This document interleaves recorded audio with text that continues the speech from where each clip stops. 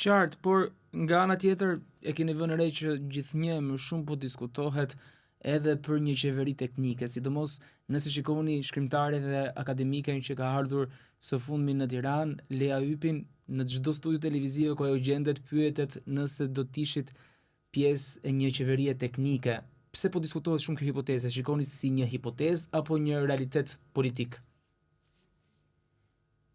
Nuk e shoh si as faktor, as kandidate, as më hyn në xhep për asgjë që zonja Ypi të jetë kryeministe teknike, nuk i hyn puna askuj.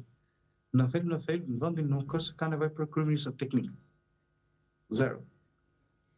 Sepse kryeministin e kemi për të zgjedhur dhe nuk e besoj se qeveria teknike do sjellë një zgjidhje.